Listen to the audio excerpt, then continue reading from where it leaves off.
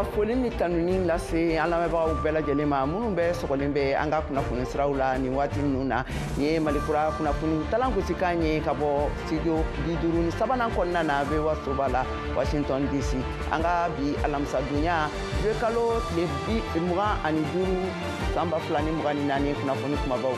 filɛ nin ye ninnu kada ja dɔw tɛmɛli kan bɔlɔlɔ siraw fɛ cɛlamɔgɔw Burkina Faso sɔrɔdasiw ka finiw bɛ minnu kana u bɛ kan ka dankarili kɛ adamaden fure dɔw kan Burkina Faso sɔrɔdasiw ye laseliw kɛ kunnafoni gafe siraw fɛ k'a fɔ k'u bɛ ka sɛgɛsɛgɛliw kɛ yaasa ka tɛgɛda kɛ a waliya kɛbagaw kan an bɛna a kungun a n'a ɲɛɲɛ tɛntɛ aw ye jɛmukan kɔnɔ sisan. I'm going to keep working to end the war in Gaza. L'Amérique jamanakuntigi Joe Biden ka saranganu senfɛ faso jama la kunu araba sufɛla la ye a yira k'a fɔ ko a ye a ka cɛ bɔya san 2024 jamanakuntigiya ɲini kalataw nataw la bila ne jamanaden farali ɲɔgɔn kan hakilinaw a ka sarangani na ka bɔ l'Amérique masaya suba kɔnɔna la ne a kɛra tariku kɔnɔ fɛn ye a ko a ye jamanakuntigiya kala di mɔgɔw ma minnu si ma kɔrɔbaya kosɛbɛ an bɛna an ka sɛgɛsɛgɛlikɛlaw ani an ka laselikɛlaw ka kumakanw n'u ka hakilinaw lamɛn a kan. We're in the grip of the war. We were in the grip of the worst pandemic in the century. Sura tun ye a su filanan ye ka tugu ɲɔgɔn na risiw bɛ kan ka Ismaël Port Ukraine jamana kan gosi ne droninw ye a waleya kɛra taadonni n'a forobamugu la ye Rumani Ukraine sigiɲɔgɔn jamana kan a gosili fɛn buruburu sera jamana minnu kan an bɛna kunnafoniw di aw ma a kan. Ayaw bisimila ja dɔw yera bɔlɔlɔw kan Burkina wulumasiri tabaw ka fini bɛ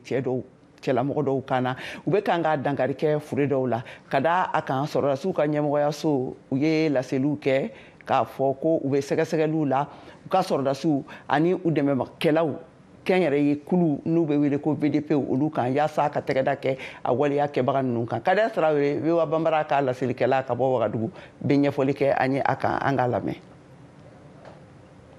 Kabiri waati damadamani jalaki kɔni o bɛn no Burkina Faso ka finitigiw kan ani maa minnu bɛ olugu dɛmɛna ka se ka bɛngali walikɛlaw kɛlɛ minnu ye yɛrɛ kɔlɔsi dugulenw ye n'an ko VDP volontaire pour la défense de la patrie o jalaki ninnu tɛ dɔwɛrɛ ye ko faso ka golutigiw kɔni ko olugu bɛ ninjugu wali bolila maa gwansanw kɔ kan minnu dangani tɛ adamadenyaw ka hakɛw kan an minnu wele ko droit de l'homme o walejugu ninnu fan fɛ waati damadamani na bɔlɔlɔ sira kan ja dɔw bɛ yɛrɛra minnu kɔnɔ finitigi dɔw bɛ adamaden dɔ su tigɛtigɛra i n'a fɔ bɛgɛn ɲani baɲumankɛ tɔnw minnu bɛ adamaden hakɛw kɔrɔsila olu ka se ka o dala nin ko in kan faso ka finitigiw ka daga ɲɛma ale ye laseli dɔ bɔ min kɔnɔ a y'a ka nusɔngoya yira ka taa nin walejugu ninnu ɲɔgɔnna kan nin laseli nin kɔnɔ sorodasikulu ka état-major général ko ale bɛ nin walejugu ninnu jalaki dante min na nin walejugu ninnu minnu bɛ sɔsɔli kɛ ka taa sorodasiw yɛrɛ ka jɔnmaya ɲuman yɛrɛ fan fɛ état-major ko nin wale ninnu bɛ kɛlɛcɛw sendɔn sariyaw sɔsɔ kɛlɛkɛ kɛnɛ kan ni jatigɛ walikɛlaw ye o laseli kelen nin kɔnɔ finitigiw ka jɛnkulu daga ɲɛma ale ko ale b'a dantigɛ ka bɔ nin denjugu wale nin kɔnɔ min bɛ kɛ sababu ye ka tɔgɔ tiɲɛni don Burkina Faso ka kɛlɛkɛcɛw yɛrɛ kan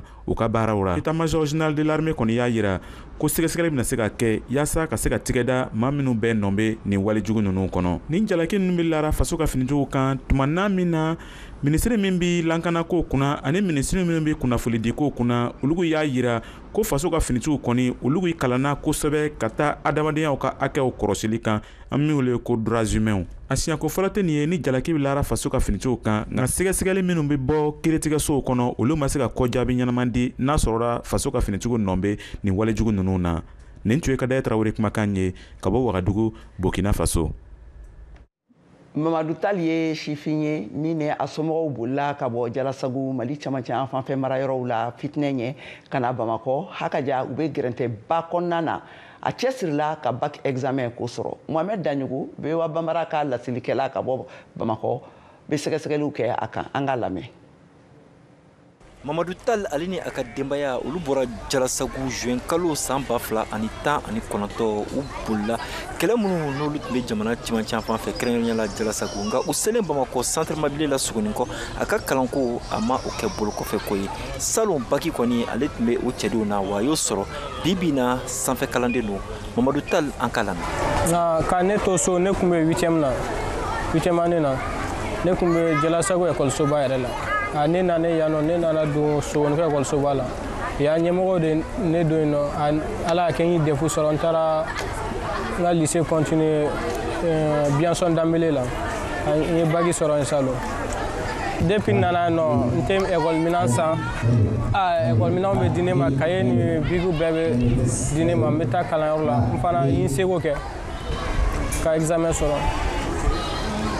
walasa a ka kalanko ka o don bala Bamakɔ yan mun kɔni ye direction nationale du développement social maaw ye olu y'u cɛsiri kosɛbɛ kɛrɛnkɛrɛnnenya la Abdramane Ɲama Togora ni u ka koɲaw bɛ ale min bolo ale ni a baarakɛɲɔgɔnw an ka Abdramane Ɲama Togora lamɛn. N'u nana jamana fan wɛrɛ fɛ jigiya ɲini na n'an k'u ma déplacé interne olu denw ka kalanko olu denw ani jamanadenw bɛɛ ye kile an bolo wa an ka baara de ye hakɛ fɛn fɛn bɛ yen nɔ n'a bɛ di denmisɛnnin tɔw ma hakɛ si kana kɔli ni denmisɛnnin ninnu na o hukumu kɔnɔna na an ni maa caman bɛ baara kɛ ɲɔgɔn fɛ n'o ye kalanko yɛrɛ kalifalen don minisiri so minnu na olu ka cakɛda minnu bɛ yen n'an b'a fɔ olu ma ko akademiw ani kapu olu maaw bɛ jɔ an jigi a kɔrɔ waati o waati n'an ye denmisɛnnin sɔrɔ minnu bɔra sigiyɔrɔ la ka na jamana fan wɛrɛ fɛ an bɛ boli ka s'u ma u b'an dɛmɛ an bɛ denmisɛnnin ninnu don lɔkɔliw la joona fu an n'o y'a sɔrɔ papiye foyi t'u la. o la sa an bɛ don min na ko bi mun kɔni ye Amsatou Ly ye n'ale ye Mamadou Tall ale ba ye ale kɔni ye musokɔrɔba ye mun sɛwalen don kosɛbɛ ka da kan a den ka kalanko o bɛ ka san sɔrɔ an ka la. Amsatou Ly ka bɔ Jalasagu kɛlɛ de kɛra sababu k'an se yan nɔ u y'an kunbɛn ni nisɔndiya ye u y'an dɛmɛ ko ne de ye bagi sɔrɔ ka dɔn ekɔli la f'a ye bagi sɔrɔ diyara n ye ala barika u barika. o la sa an bɛ donni min na ko bi Mamadou Tall kɔni ale kɔni kɛlen don misaliya de ye Abdramane Ɲama Togora ale baarakɛɲɔgɔn minnu bɛ centre mobile kɔnɔna la k'a yira kalanden tɔw la ani denmisɛnnin tɔw ka yira k'a fɔ u bɛ ko min na u bɛ se ka ɲɛ sɔrɔ a bɛɛ lajɛlen na madame Mayiga Mariam Ɲangali. misali don an yɛrɛ bɛ o de fɔ tɔw ɲɛna k'u cɛsiri k'u kana bila u kunna k'a fɔ k'u bɛ situation min na ko b'a to u tɛ se ka bɔ nɔgɔ la u tɛ se ka kɛ fɛn k'a yira k'a fɔ ko dusukolo de don. dusukolo don et puis an bɛ ka dɛmɛ sɔrɔ État bɛ ka seko kɛ an bɛ ka dɛmɛbaga jɔkulu fana bɛ k'an dɛmɛ o ko kɔnɔna na donc an bɛ foli di bɛɛ lajɛlen ma o ko kɔnɔna na ka tɔw fana bɛ encourager u ka to ka ninnu bɛ cogo min na u ka ninnu ta ɲɔgɔnna kɛ k'a yira k'a fɔ ko kɛlɛ in laɲini tɛ Ala de y'a las'u ma mais o bɛɛ kɔnɔna na an b'an cɛsiri an bɛ se ka bɔ nɔgɔ la cogo min na. Mamadou Tall dɔgɔkɛ yɛrɛ n'o ye defu sɔrɔ salon o fana kɔni ale bɛ ka kɔrɔkɛ de lajɛ wa a b'a fana kɔni kunna k'a fɔ don n'a nataw la baki a fana b'o kɛ ka o sɔrɔ i n'a fɔ a kɔrɔkɛ. Mohamed Daɲoko VOA Bambara tɔgɔ la ka bɔ Bamakɔ.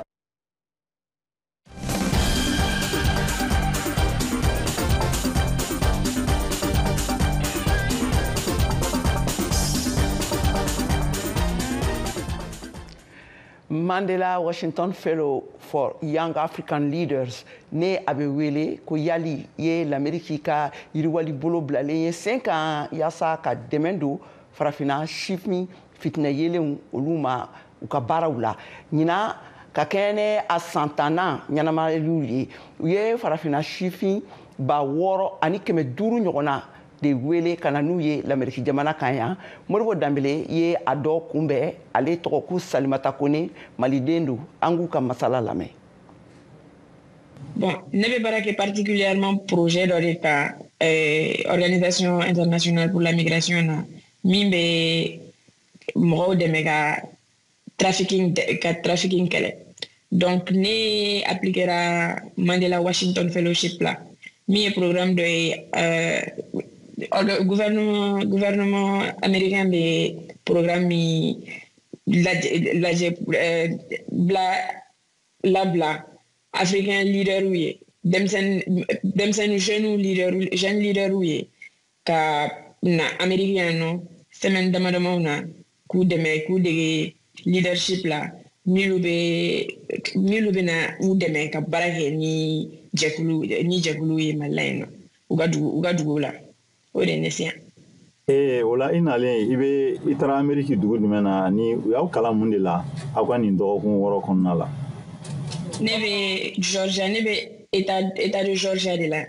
yan nɔ donc ne bɛ université min na yan nɔ université tɔgɔ ko University of Georgia an bɛ ka kalan leadership de kan engagement civique kan donc engagement civique o ye mɔgɔ minnu bɛ baara kɛ ni communauté ye mɔgɔ minnu bɛ ta terrain kan ka kuma communauté fɛ ka communauté la faamuya ka baara kɛ ni communauté ye k'u ka gɛlɛyaw faamuya k'u dɛmɛ ka solution sɔrɔ. An b'a dɔn k'a fɔ aw kan ka na Washington DC ni ma fili dɔgɔkun wɛrɛ. Kalan ni dɔnniya kura minnu dira e ma ni dɔnniya ninnu e bɛna t'u labaara cogo di Mali la walima a bɛna nafa jumɛn ɲɛ ye? An ka fɔ ko a dɔnniyaw tun bɛ yen ka ban. Donc an nana dɔ de fara a dɔnniya kelenw de kan minnu tun b'an bolo. Donc programme ni projets ka ca Mali la minnu bɛ communauté dɛmɛ ka ban. Donc an nana an yɛrɛ renforcer yan nɔ ka partenariat créer ka mɔgɔw dɔn ka an ni mɔgɔw ka connecter an ni mɔgɔ minnu bɛ se ka baara kɛ ka walisa an ka jamana ka taa ɲɛ. Donc an nana o programme de kan yan nɔ Washington DC an bɛ se yen nɔ semaine wɛrɛ n'Ala sɔnna ma. Donc n'an sera yen nɔ yen fana an ni mɔgɔw bɛ an ni projet mɔgɔw dɔw bɛ bɛn a la an bɛ kuma minnu bɛ se ka an b'a dɔn minnu bɛ se ka anw dɛmɛ ka projets installer Mali la ou ka projets renforcer Mali la yen nɔ minnu bɛ anw dɛmɛ ka dugu in lataa ɲɛ. Mais e ka nin dɔnniya lakɔgɔli na e bɛna se ka mun de kɛ ka sababuya kɛ nin ye ka sɔrɔ e kun tɛ kan ka se k'o kɛ Mali la? Bon ne ka projet in bɛ ka focuser musow de kan minnu mago bɛ dɛmɛ na kosɛbɛ. Donc minnu bɛ mago bɛ opportunités la ka baara sɔrɔ ka opportunité kalan sɔrɔ denmisɛnninw surtout. Donc cɛ ni muso denmisɛnninw minnu kan ka taa école la an kan ka se ka minnu dɛmɛ. Donc a projet installé kun ka gɛlɛn dɔɔnin Mali la ne ma. Bon facteur caman b'a la n ka baara yɛrɛ b'a la ne bɛ baara min na yen nɔ. Donc o de temps permettait ka n concentrer fɛn wɛrɛw kan. Donc ni programme ye ne permettait ka n yɛrɛ organiser ka ɲɛ. Min bɛna ne dɛmɛ ka renforcer ka taa communautéw fɛ yen nɔ ka taa mɔgɔw fɛ yen ka taa u dɛmɛ u ka opportunitéw sɔrɔli la.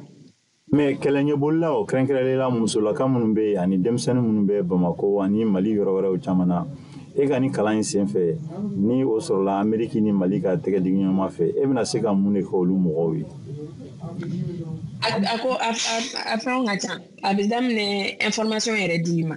ka daminɛ opportunitéw sɔrɔli la. Donc minnu bɛ fɛ ka businessw créer minnu bɛ fɛ ka baara kuraw sɔrɔ minnu bɛ fɛ ka feereli ni sanniw kɛ an bɛna se ka u dɛmɛ an bɛna se ka u ka dɔnniya renforcer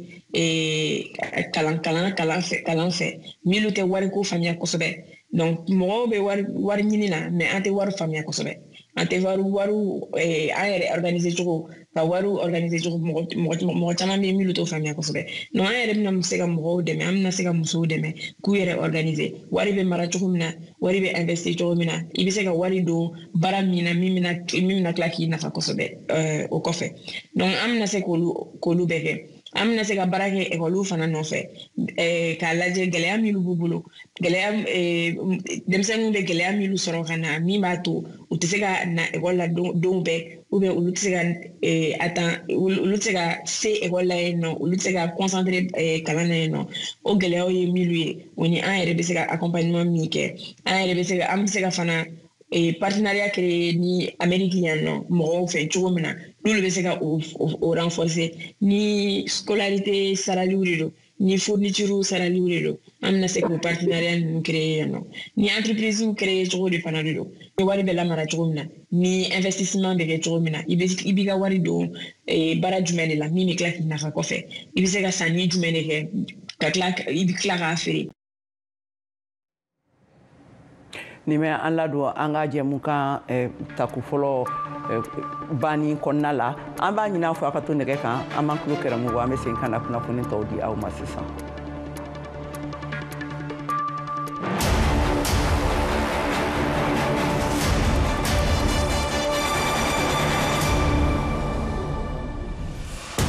an balimaw ani yan tuma mali jamana senantolantan jɛkuluba n'o ye aigle national ye o senantolanbagaw damadɔ y'a jira k'u bena u ka baara ɲɔngiri ka bɔ jamana ntolantanba la fɔɔ ka se u ka ɲɛmɔgɔ amari tarawele ka sɔnsɔri ka wuli u ye bataki min bila dɔgɔkun tɛmɛnen na bɔlɔlɔsiraw fɛ u y'a ɲɛfɔ ko ni latigɛ ni kun ye u ka ɲɛminɛbaga dɛmɛ fema foot n'o ye jamana foroba tɔnba fan fɛ jaabi si ma kɛ nin waati kɛrɛnkɛrɛn na wale kura nin kan min kɛra aigle fɛ mun de kan ka kɛ o gwɛlɛyaw la aw fɛla ye jumɛn a ko la ni minnu b'a fɛ k'u da don an ka jamukan na jumadon juillet kalo o tile 26nan na san 2024 a y'aw tulo sɔgɔ VOA Afrique la an b'a fɔ kɛnɛ kan ne balimaw ni jamukan kɛrɛnkɛrɛn a kana fɔ aw kɔ dɛ.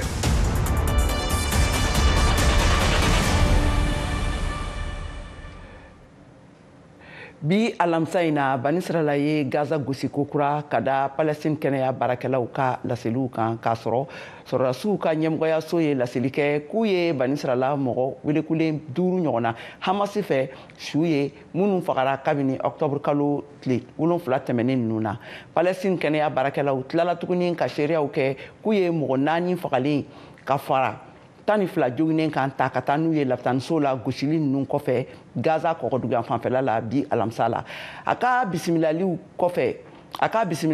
l'Amérique wasabulon kɔnɔna na ni tɛgɛrɛ ye kɔfɛ banisirala premier ministre Benjamin Netanyahu ka kan ka bisimila bi alamisa in na Joe Biden ani Kamala Harris fɛ. Halisa an bɛ to l'Amérique jamana kan yan nɔ.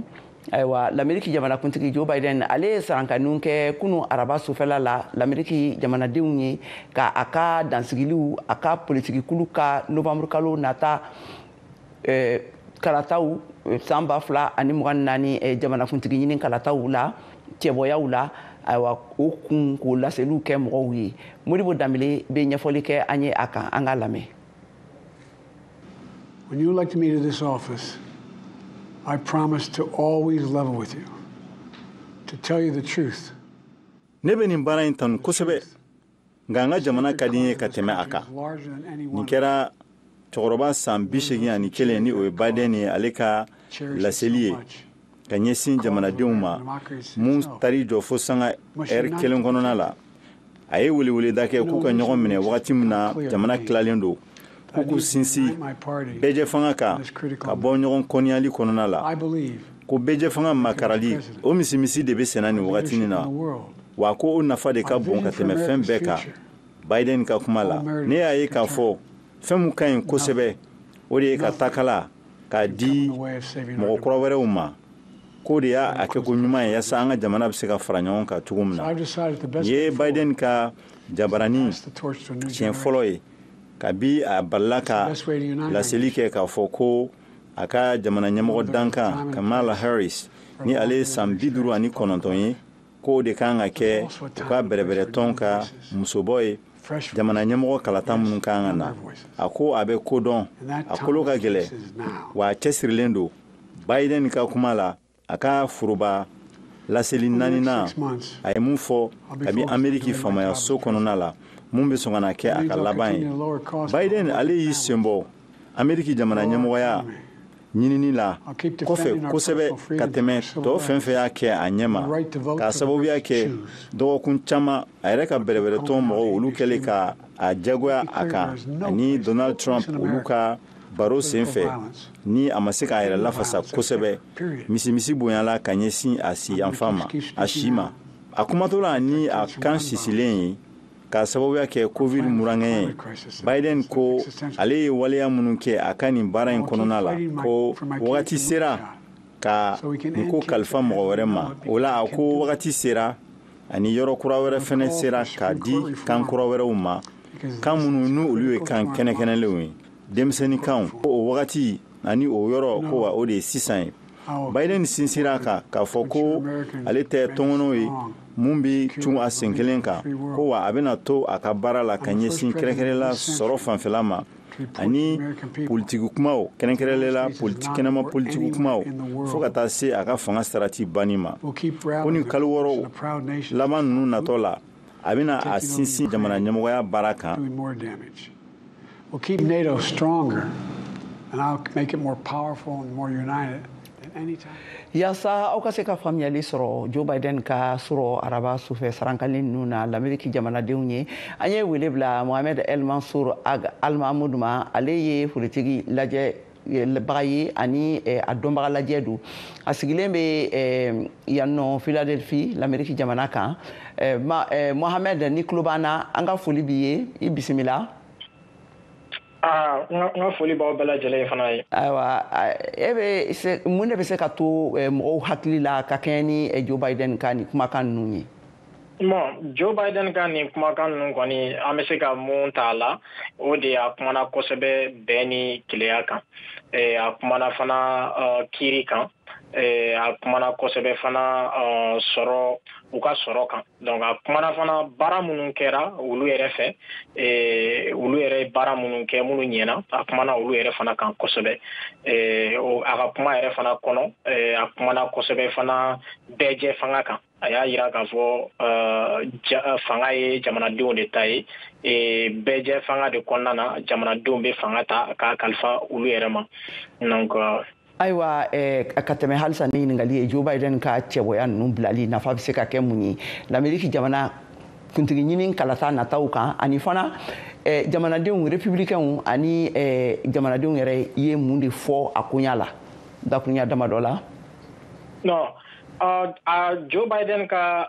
fanga bilali an bɛ se ka mun t'a la a nafa dɔw ye mun ye c'est que i n'a fɔ a yɛrɛ y'a fɔ cogoya min na mɔgɔ candidat caman bɛ yen mɔgɔ kura caman bɛ yen a bɛna se ka da dayɛlɛ olu ye démocrates ka parti yɛrɛ kɔnɔna na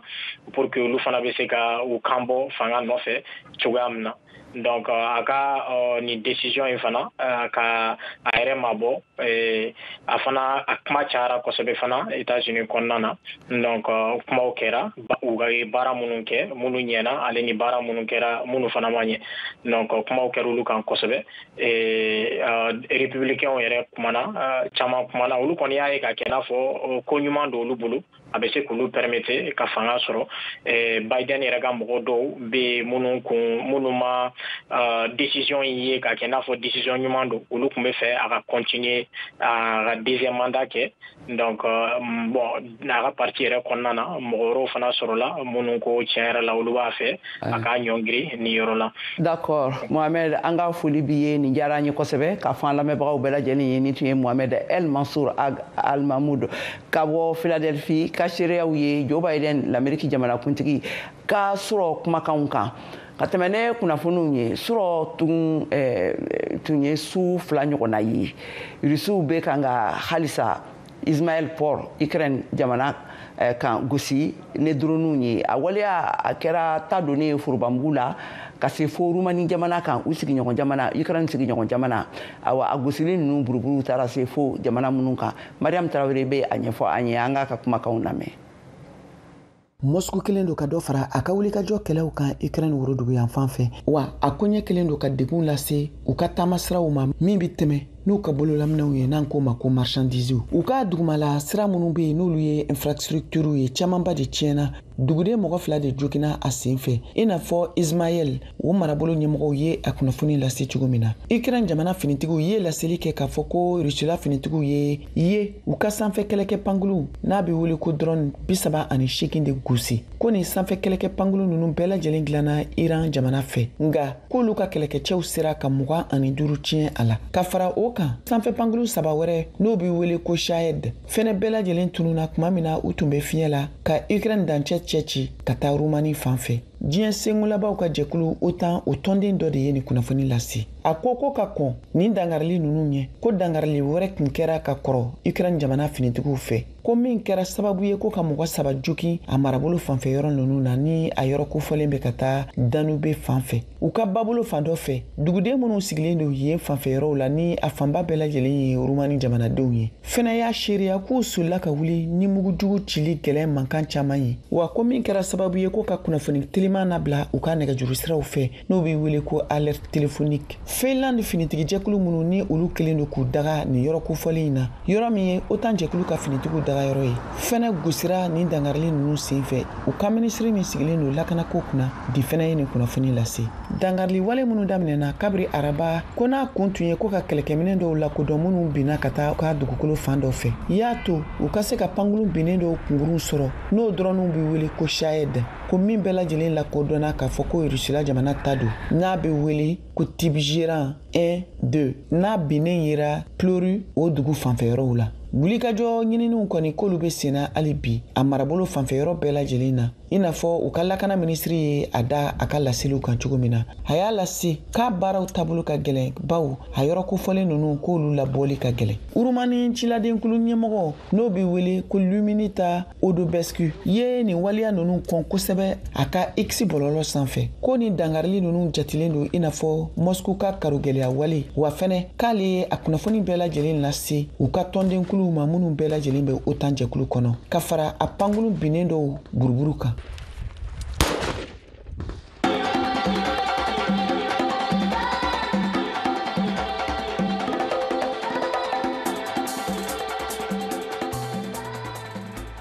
an ka farikolo ɲɛnajɛ kunnafoniw lamɛn sisan. Ka sanga ni Jeux Olympiques Paris bafel ngon nani ɲɔgɔndanw ye minnu karili bɛ kɛ sinikɛnɛ juma juillet kalo tile 6 san bafel ngon nani na Fransikaw fɛ bi araba juillet kalo tile 4 san bafel ngon nani nɛgɛ 19 dana gosira Mali ni Israel bɛ ɲɔgɔn sɔrɔ sirantɔrɔn tan ɲɔgɔn dana a bɛ sirantɔrɔn tan kɔfɛ minnu si ma tɛmɛ san 23 kan nan ko espoir o de hukumu kɔnɔ Parc des Princes la parikaw fɛ ɲɔgɔndan in bɛ tan yɔrɔ min na lakana bɛna sabati kosɛbɛ n'i b'a dɔn ko jatigɛwalew ye diɲɛ tagala in bibi nana ko terrorisme Faransi ministre min ka baara ɲɛsin bɛ kɔnɔnakow ma n'o ye Gérald Darmanin ye ale ka fɔ la lasiri don n'a y'a kɛ bi arabadonya in na BFM TV sanfɛ bi wulada in na Parc des Princes la polisilaka mɔgɔ 1000 boɲɔnko bɛna lakana sabati k'a dɔn k'a fɔ anw bɛ yan farikolo ɲɛnajɛ kama o ye ministre Gérald ka kumakan wɛrɛ ye Israel ka den minnu nana Jeux Olympiques la Faransi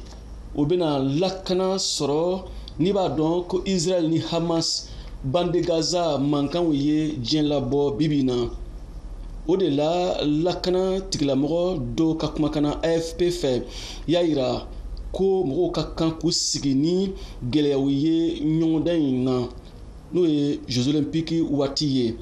a bɛ se ka kɛ fana dɔw bɛ na u ka banderiw n'o y'u ka drapeau ye k'o labɔ kɛnɛ kan ani fana k'u ka jamana jɔnjɔnw fasaw da mɔgɔw ka kan ka sigi n'o bɛ ye halisa Jeux Olympiques JO bafel ngon nani kɛnɛ kan Paris Fransikaw fɛ Mali bɛ kɛnɛ kan ni farikolo ɲɛnajɛ suguya 5 de ye sirantɔlɔntana cɛmanninw minnu si ma tɛmɛ san 23 kan nan ko espoir olu bɛ yen Mali tɔgɔ la taekwondo-kɛlaw bɛ yen Mali tɔgɔ la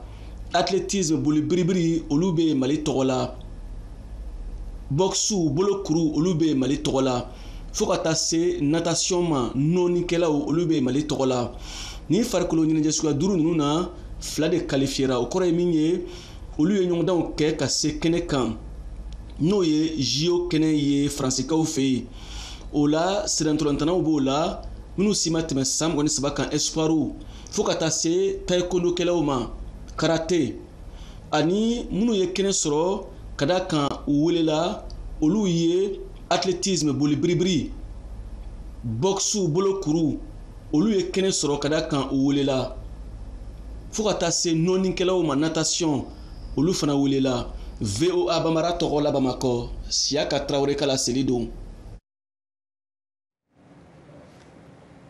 Ayiwa a y'a faamuya k'a fɔ ko nin bɛna dansigi kɛ an ka bi kunnafoniw na ayiwa a bɛ kunnafoni ninnu a b'u sɔrɔ an ka bɔlɔlɔsiraba kan n'o ye www.voabamara.com an bɛ sɔrɔ fana an ka pagew kan n'o ye YouTube Facebook Instagram kan ayiwa ka foli ani tanuni lase halisa an lamɛnbagaw bɛɛ lajɛlen ma ayiwa nin tun ye Keyatu Tarawele kumakan ye a k'an bɛn waati wɛrɛ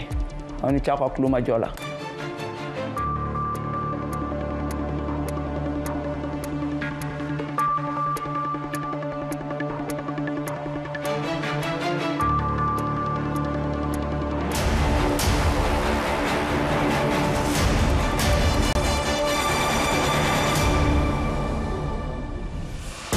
an balimaw ani yantuma Mali jamana senantolantan jɛkuluba n'o ye Aigle National ye o senantolanbagaw damadɔ y'a jira k'u bena u ka baara ɲɔngiri ka bɔ jamana ntolantanba la fɔɔ ka se u ka ɲɛmɔgɔ Amari Traoré ka sɔnsɔri ka wuli u ye bataki min bila dɔgɔkun tɛmɛnen na bɔlɔlɔsiraw fɛ u y'a ɲɛfɔ ko ni latigɛ ni kun ye u ka ɲɛminɛbaga dɛmɛ Fema Food n'o ye jamana foroba tɔnba fan fɛ jaabi si ma kɛ nin waati kɛrɛnkɛrɛn na wale kura nin kan min kɛra Aigle fɛ mun de kan ka kɛ o gwɛlɛyaw la aw fɛla ye jumɛn a ko la ni minnu b'a fɛ k'u da don an ka jamu